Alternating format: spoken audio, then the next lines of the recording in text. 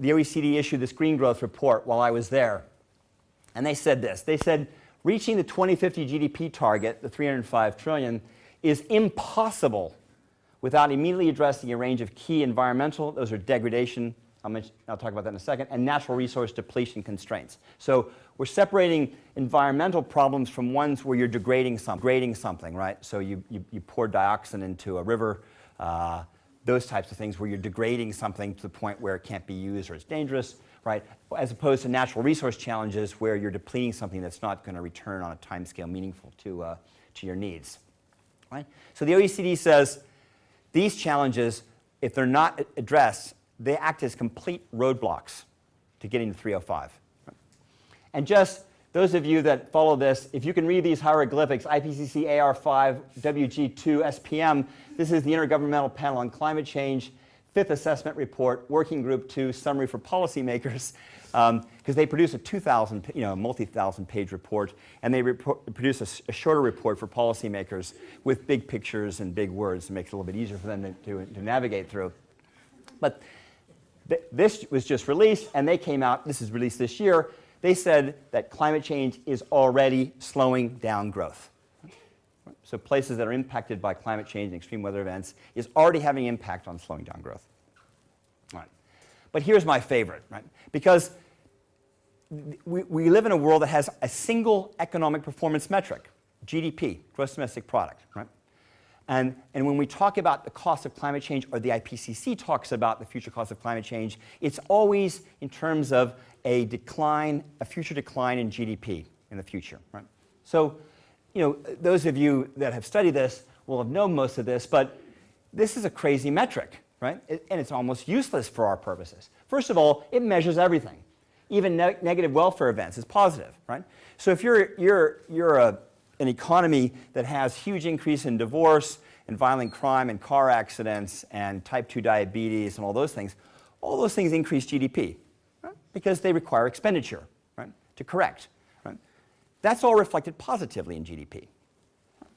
Second thing is, it loves inefficient outcomes, right? And I put internal combustion vehicles there. Right? If you have to spend more money to get the same outcome, GDP loves that. Right? Because it's all about turnover. Right? So in fact, GDP prefers inefficient outcomes. I put internal combustion vehicles there. If you're reading some of the resource productivity literature on internal combustion vehicles, I mean, this is one of the greatest marketing projects of all time. Right? They've convinced us that we need the option value of having a car, and most of us, it's either the most expensive or the second most expensive thing that we buy, and we're using it less than 5% of the time. And the rate at which it converts the chemical energy in the fuel to making the car move is less than 10%. And when you subtract the weight of the vehicle, right, it's something like 1%. So it's the equivalent of saying every time you want to go someplace, you got to call 15 of your mates and take them with you, right? Because you have to move the weight of the vehicle as well. The model is wrong. The technology is completely wrong as well. GDP loves that. Absolutely loves it, right? GDP says nothing about income wealth distribution. This guy, Thomas Piketty, he's at the Paris School of Economics, which is a sister organization, just published this book, Capital in the 21st Century. He's made the front page of almost every English language newspaper in the world, right? Because he said his research indicates that this idea that conservative governments like not to tax individuals, reduce tax rates, because wealthy individuals, as they get wealthy, will invest more money, right, in building companies and putting people to work. He basically, I haven't read the book, but he basically blows a hole through that, right? And as a result, he's on the front page of all these newspapers. But GDP says nothing about that, because we use GDP per capita. So even though you've got, Gina Reinhart with a disproportionate amount of Australia's wealth, you take a GDP per capita number, you spread her number across everybody, and we're all doing well. I don't think she'd be wildly enthusiastic about that idea.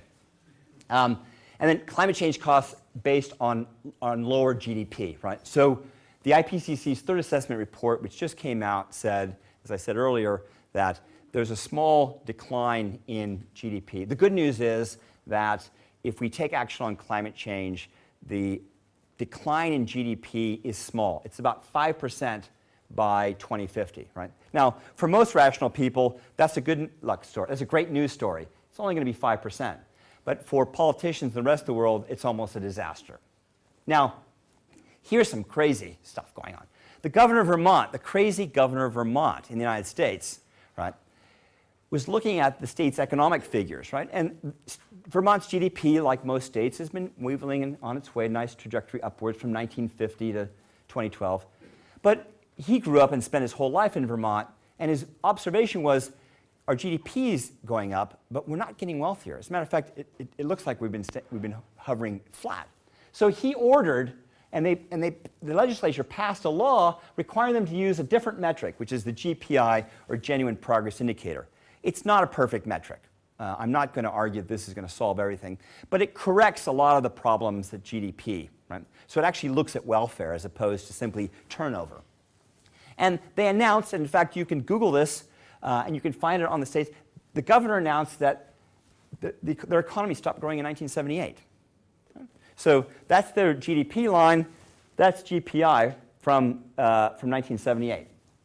What does that mean? It means that all the stuff that's driving GDP up must be, half of it is driving it up, and the other half is bringing it down, right? So we're pretty close to a balancing act, all those negative indicators, right? And then income distribution and debt as well. Now, Bob Costanza and a group of ecological economists, some based at ANU here in Australia, said, that's interesting. What if we applied the GPI to 17 of the G20 countries, right? They got the same result, and they published this paper last year, right? So if you Google this, Bob Costanza, I'm trying to remember who the lead author was, but if you Google that, you can find that paper. It's in the Journal of Ecological Economics, right? And they've got graphs, and Australia is included in one of the 17 countries, right? No growth, no growth. Interesting. Okay, so what's the upshot of all this? If you've got this crazy requirement to double the rate of growth, and you've got all these constraints, then you're not going to get there from here, right? You're going to need some new growth platforms, new growth engines that don't exist today.